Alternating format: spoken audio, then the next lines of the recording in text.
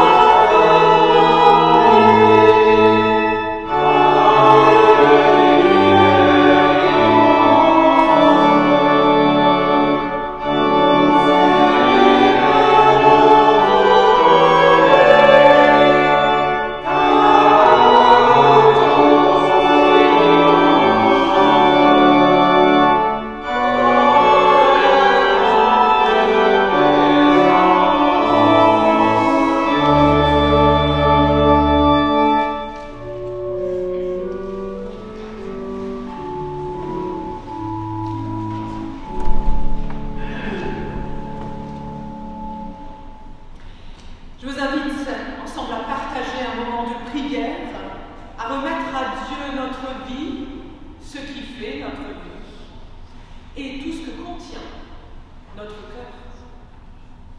Prions. Seigneur notre Dieu, en ce jour où nous nous rassemblons autour de ta parole, béni sois-tu. De nous, tu veux faire des témoins de la résurrection de ton Fils. Tu veux que nous proclamions que tu es un Dieu de vie, d'espérance et d'amour. Mais nous avons peur. Peur de la mort, peur devant notre vie, devant le futur qui nous semble souvent obscur. Tu veux que nous manifestions ta lumière, Seigneur, mais nous tâtonnons dans les obscurités. Tu veux que nous célébrions le mystère de ta présence, mais nous nous sentons prisonniers de nos habitudes humaines. Dieu de vie, nous te remettons nos peurs, nos obscurités, nos craintes et nos doutes. Viens habiter ces parties sombres, viens éclairer ce qui est mort dans notre cœur. Viens redonner souffle, Seigneur. Prends pitié de nous. Kyrie eleison. Sœurs et frères en Christ, Dieu nous donne toujours et nous offre gratuitement son amour. Il nous pardonne, quoi qu'il arrive. En nous remettant en lui, nous nous rappelons également notre baptême. Nous ne sommes jamais loin de Dieu, puisque Dieu demeure toujours auprès de nous. Que celui qui met sa confiance en Dieu et qui trouve sa joie en Jésus-Christ se sache sauvé. Amen. Et je vous invite à rester assis ensemble et à chanter Jésus-Christ est Seigneur.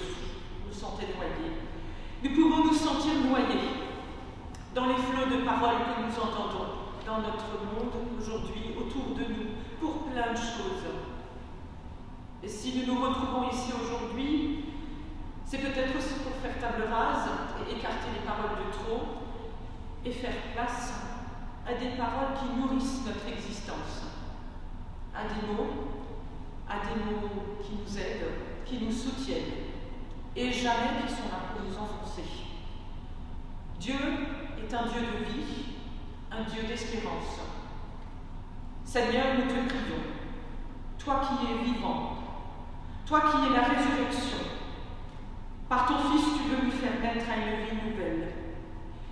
Seigneur, que ton esprit vienne poursuivre, achever l'œuvre également que tu commences dans le secret de nos cœurs, en chacun de nous.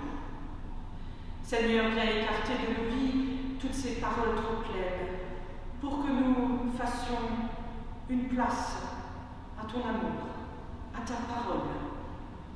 Seigneur, donne-nous la vie, que ta parole soit nôtre. Amen. Et je vous invite à entendre la première lecture de ce dimanche. Pour un peu changer, je suis allée dans l'Ancien Testament.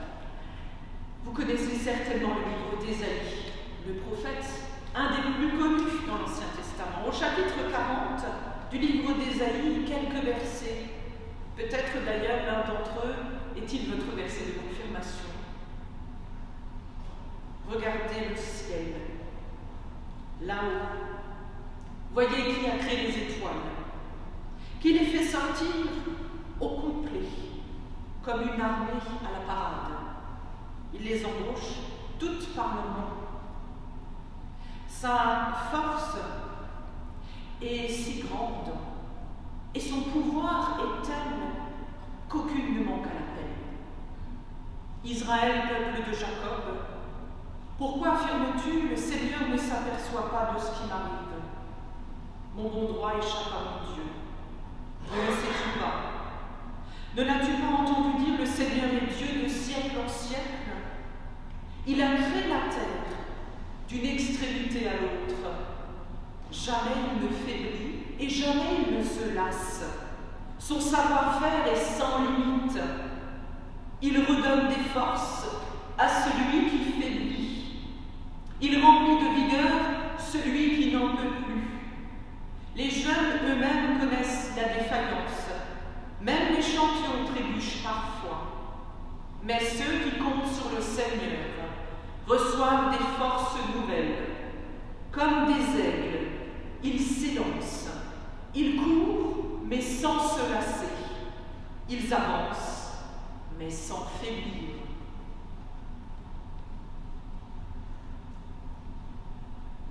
Et voici la lecture de l'évangile de ce dimanche. Nous allons partir avec l'évangéliste Jean, au chapitre 21. C'est Jésus qui va se montrer à 7 disciples. C'est dans les premiers versets. Quelque temps après, Jésus se montra de nouveau à ses disciples, au bord du lac de Tibériade. Voici dans quelles circonstances il leur apparut. Simon-Pierre, Thomas surnommé le jumeau, Nathanaël, qui était de Cana en Galilée, les fils de Zébédée et 2 autres disciples de Jésus étaient ensemble. Simon-Pierre leur dit « Je vais à la pêche ». Ils lui dirent « Nous aussi, nous allons avec toi ». Ils partirent donc et montèrent dans la barque. Mais ils ne prirent rien cette nuit-là. Et quand il commença à faire jour, Jésus se tenait là, au bord de l'eau. Mais les disciples ne savaient pas que c'était lui. Jésus leur dit alors, « Avez-vous pris du poisson, mes enfants ?» « Non, lui répondirent-ils. Il leur dit, « Jetez le filet du côté droit de la barque, et vous en trouverez. » Ils jetèrent donc le filet, et ils n'arrivaient plus à le retirer de l'eau, tant il était plein de poissons. Le disciple que Jésus aimait dit à Pierre, « C'est le Seigneur. » Quand Simon-Pierre entendit ces mots, « C'est le Seigneur », il remit son vêtement de dessus, car il l'avait enlevé pour pêcher, et il se jeta à l'eau. Les autres disciples revinrent en barque, en tirant le filet plein de poissons. Ils n'étaient pas très loin du bord, à 100 mètres environ. Lorsqu'ils furent descendus à terre, ils virent là un feu, avec du poisson posé dessus et du pain. Jésus leur dit, « Apportez-en quelques-uns de ces poissons que vous venez de prendre. » Simon-Pierre monta dans la barque et tira à terre le filet plein de gros poissons. Il y en avait 153 en tout. Et quoi qu'il y en eût tant, le filet ne se déchira pas. Jésus leur dit, « Venez, mangez. » Aucun des disciples n'osait lui demander, « Qui es-tu » car il savait que c'était le Seigneur. Jésus s'approcha, prit le pain et le leur partagea. Il leur donna aussi du poisson. C'était la 3e fois que Jésus se montrait à ses disciples depuis qu'il était revenu d'entre les morts. Ainsi soit-il. Sur tous les temps, chantons ensemble, sur tous les lieux. Alléluia, tu vas régner auprès de Dieu. Je vous invite à vous lever pour chanter les 5 strophes aujourd'hui.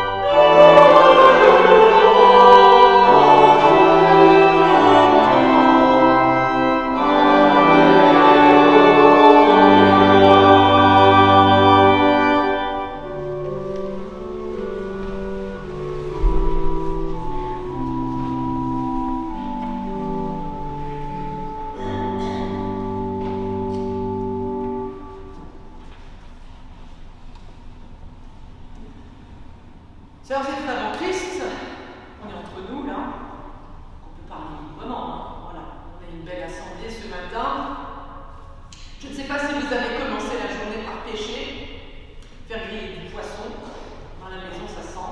Hein. Un collègue me disait hier soir encore par Facebook, ah tu vois, le poisson c'est bon, j'ai dit oui, mais griller à l'intérieur de la maison c'est pas terrible, hein. Vous savez de quoi je parle, hein. On a besoin de mettre du papier d'Arménie après ou du vinaigre. Les jours qui ont suivi la résurrection de Jésus, ça sentait le poisson grillé, pour certains ça sentait le vinaigre. On va dire, chacun a adopté une attitude très différente.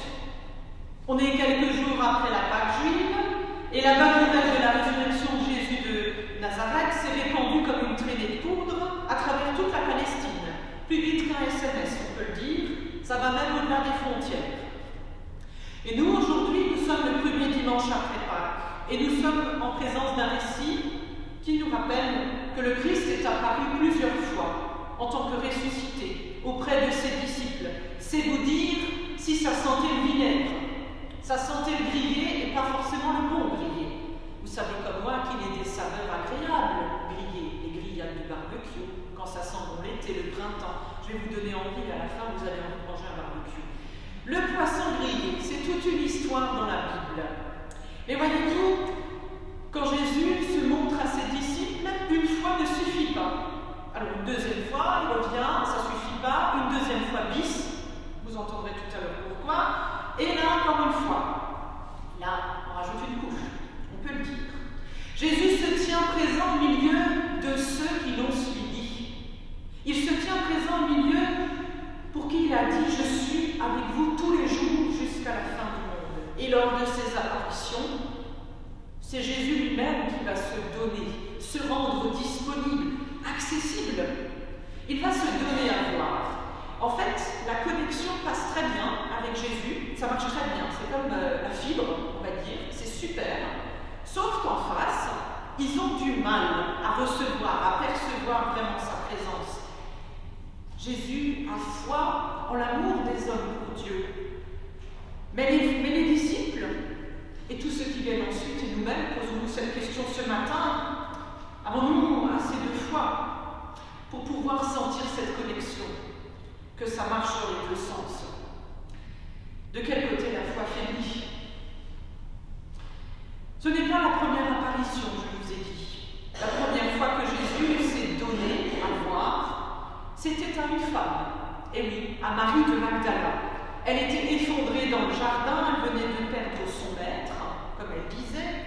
Elle était venue lui rendre son dernier hommage en voulant embaumer son corps d'aromates, une histoire de saveur, je vous ai dit d'odeur ou de vinaigrette. En tout cas, Jésus se donne à voir à Marie de Magdala. Et il l'investit d'une mission. Et oui, il lui donne un job, à peine ressuscité, il continue. Il va lui donner une mission. Ses paroles, les paroles qu'il va avoir à l'égard de cette femme, vont tellement la percuter, que Marie va être porteuse d'une bonne nouvelle. Elle va devoir aller annoncer à tous les disciples qu'elle va rencontrer, qu'elle est non pas juste la première à l'avoir vue, mais le plus important n'est pas ça, mais qu'il est ressuscité. C'est ça le plus important. Le même homme qui était sur la croix 3 jours avant est revenu. Ensuite, Jésus apparaît une deuxième fois dans la petite maison, non pas dans la prairie, mais dans une maison bien verrouillée, à triple tour, fermée, cadenassée, on va le dire, barricadée, et qui est à l'intérieur? Les disciples. Et les disciples sont comment? Ils ont peur, ils sont apeurés, effrayés. Et oui, pour eux, la résurrection, ça sent pas bon. En tout cas, les premiers jours après que Jésus soit ressuscité. Ils ont du mal à y croire. En plus, c'est une femme qui vient leur annoncer qu'il est ressuscité, vous imaginez. Il est venu, en tout cas Jésus, à ce moment-là, il est rentré dans la maison. Il est venu leur dire et leur montrer que l'espérance n'est pas morte. Et il leur dit un truc tout simple, pas plein de phrases. Il leur dit, la paix soit avec vous. Il leur a donné le Saint-Esprit, en soufflant sur eux, afin qu'ils soient des ambassadeurs sur la terre et au-delà, et de par le monde entier. Mais lors de cette fameuse apparition, Il en manque un. Ah oui, ils ne pouvaient pas tous être là en même temps, il fallait bien qu'ils reviennent encore une fois. Il manquait Thomas. Notre fameux disciple Thomas qui n'est pas prêt à croire à ce que ses amis vont lui raconter. Alors, on se souvient, on va faire le récap ensemble. Une femme a annoncé aux disciples qu'il est ressuscité. Ils n'y croient pas. Ensuite, ils le voient d'eux-mêmes. Ils n'y croient pas. En tout cas, il y en a un qui n'y croit pas. La moitié d'entre eux, voilà, ils doutent. On symbolise toujours Thomas comme étant le disciple qui doute. Mais il n'est pas marqué que les autres ne doutaient quand même pas un petit peu encore. Et oui, Thomas va avoir la force de demander, encore une fois quand Jésus revient, c'est la version bis, entre-temps, j'aimerais toucher tes plaies pour y croire. Et oui, Jésus le laisse toucher ses plaies. Et désormais, ça y est, tout le monde croit parce que Thomas a eu le courage de dire ce qu'il pensait. Et les disciples croient en la résurrection de Jésus.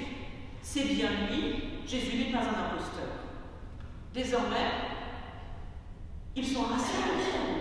Nous avons besoin d'être rassurés dans notre vie de foi. C'est vrai. Et nous y voilà.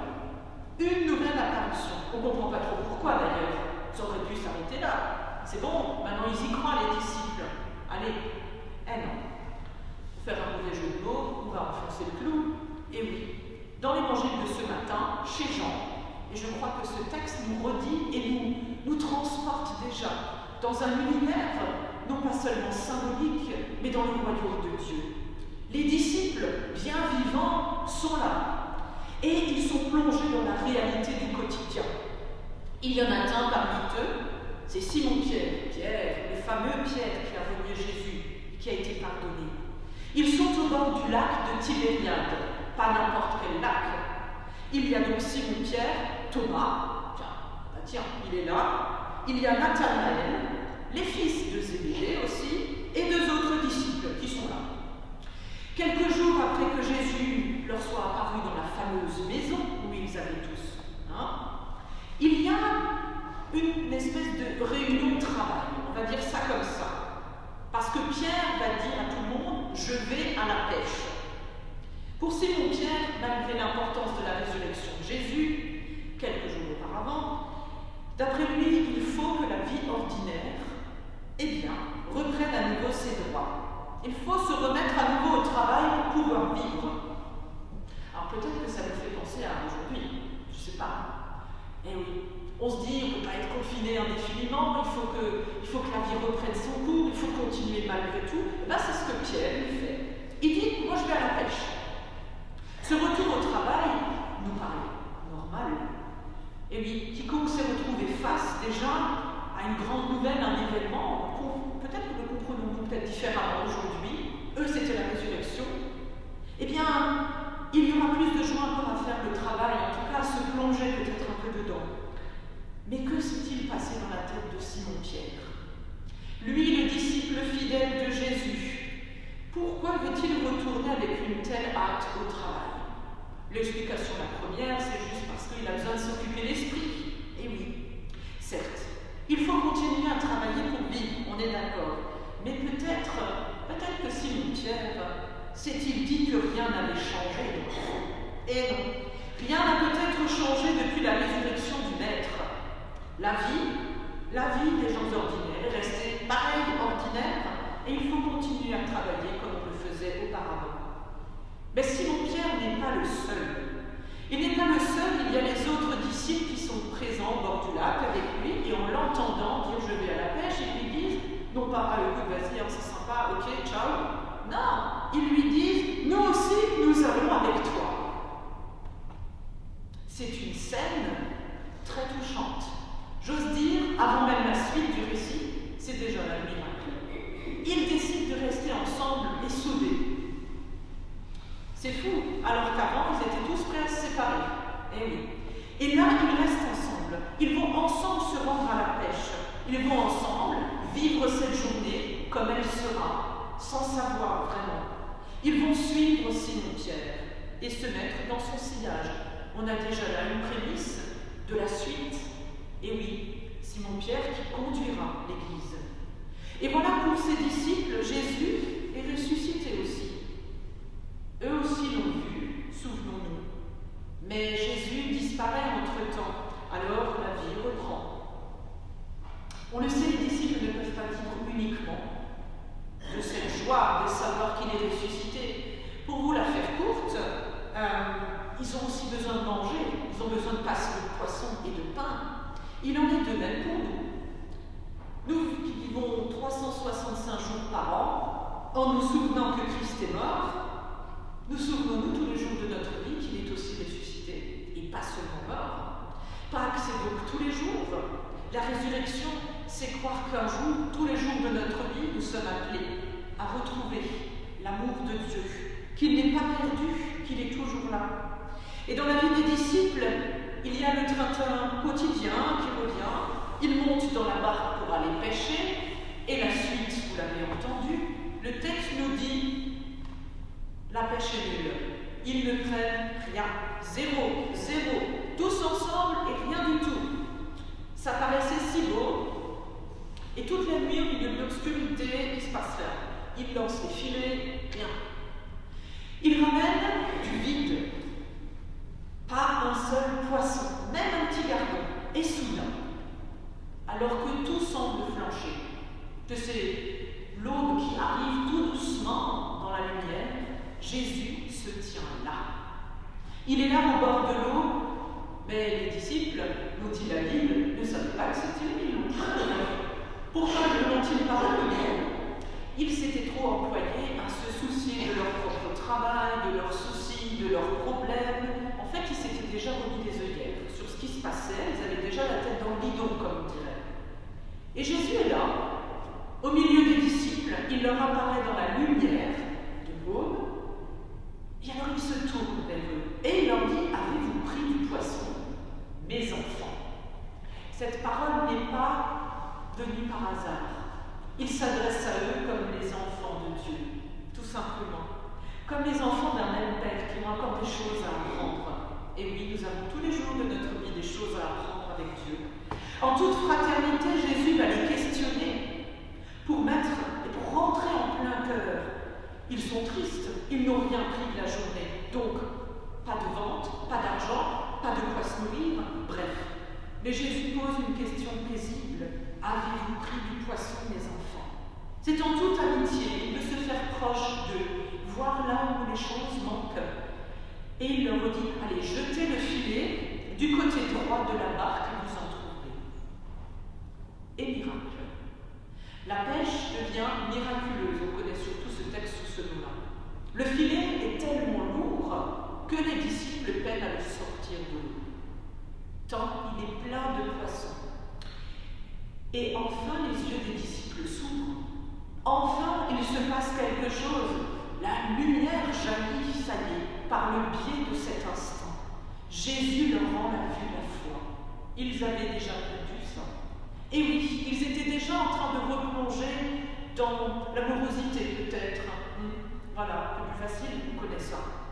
Mais l'espérance, peut-être était-elle en train tout doucement de s'éteindre. Et Jésus va rallumer ça. En réalité, si Jésus leur apparaît près de ce lac de Tibériade, ce n'est pas simplement pour remplir les filets. C'est aussi et surtout pour rappeler le jour qu'ils ont peut-être oublié, le jour où il leur a dit « Venez avec moi ». Quand il est allé les chercher la première fois, il leur a dit « Venez avec moi, moi je vous ferai pêcheurs d'hommes ». Désormais, c'est une autre pêche qui attend ses disciples, une autre barque, la barque de l'Église, avec d'autres filets, des filets bien plus difficiles à manier que des filets de pêche avec des poissons. Il y aura les filets de la prédication, de la résurrection, et des poissons bien plus capricieux. Et les poissons, c'est nous. Ce sont les humains, les hommes et les femmes. Les disciples l'ont enfin bien compris. Jésus se rend visible et présent au milieu d'eux pour appeler une mission qui leur avait été déjà confiée auparavant, celle d'être pécheurs d'hommes et de femmes, et d'aller au-delà de la vie quotidienne. Et même si les choses du quotidien sont rudes et dures, voire trop dures, il y a au bout, il y a la pêche de la résurrection, ce miracle. Christ est ressuscité.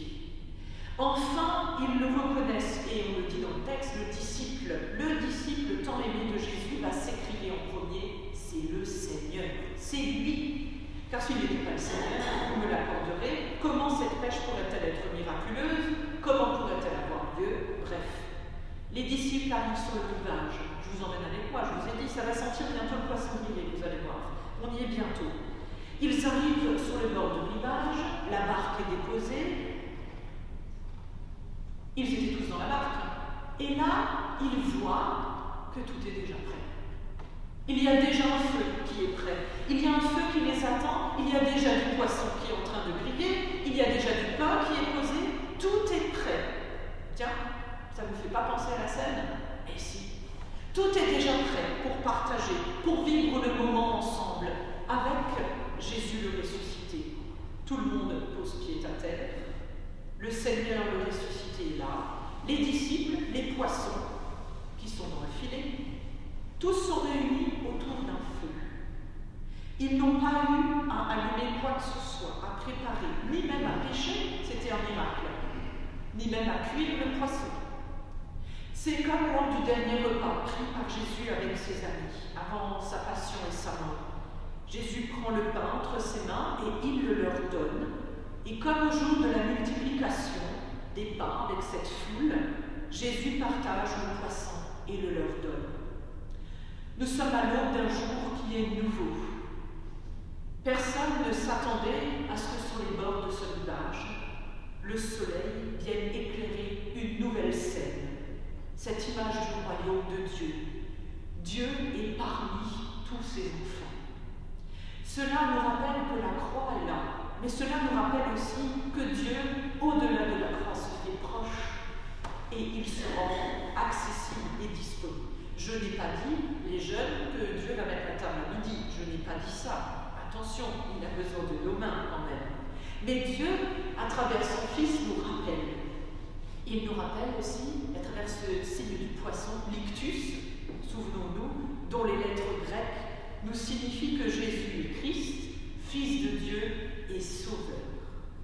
Il a fallu du poisson et du pain grillé pour que les disciples croient, une bonne fois pour toutes.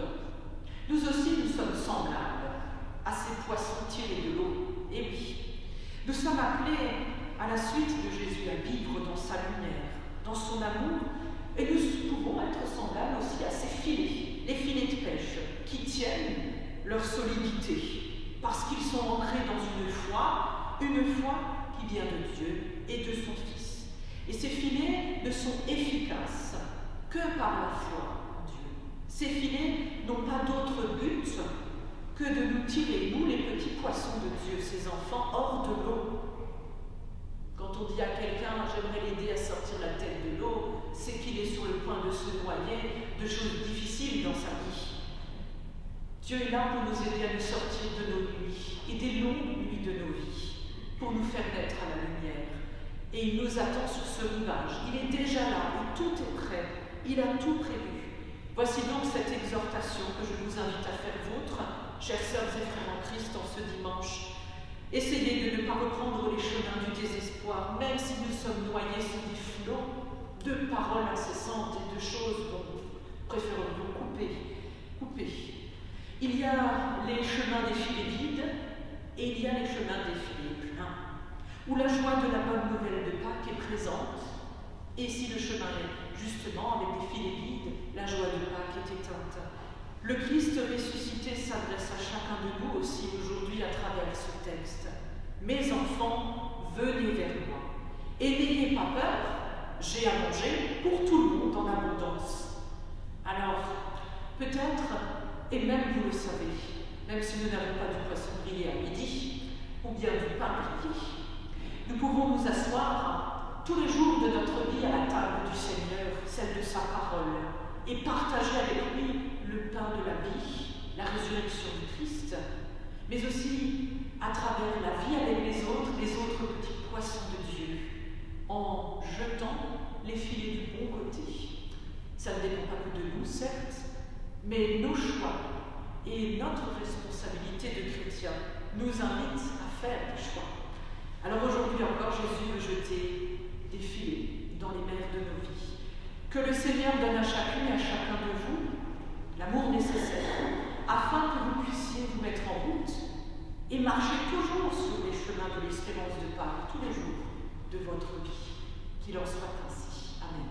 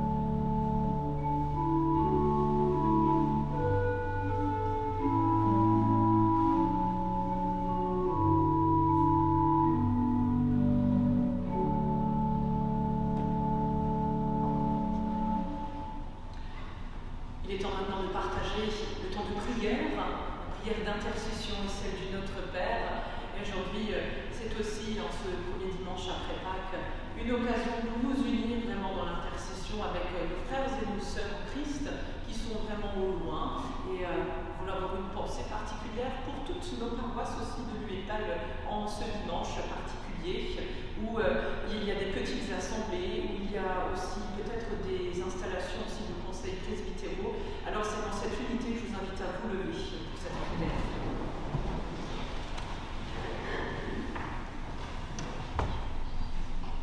Seigneur Dieu, toi le Dieu de toute miséricorde, en Jésus-Christ tu nous appelles, chacune et chacun, à la joie du salut. Grâce te soit rendue, Seigneur. Donne à ton Église de vivre chaque jour la réalité de ta présence et accorde à tous les baptisés la confiance qui attend tout de toi. Donne au monde de la paix, Seigneur, que tu promets. Accorde-nous ton esprit afin que nous avancions sur le chemin où tu veux nous mener tous. Seigneur, donne aux malades l'espérance qui illumine leur cœur. Accorde à ceux qui les entourent la force, la patience, l'amour. Seigneur, donne à ceux qui sont morts la vie nouvelle. Accorde à ceux qui les pleurent ta lumière éternelle. Dans le silence, nous confions à toi, Seigneur, ce qui nous tient à cœur.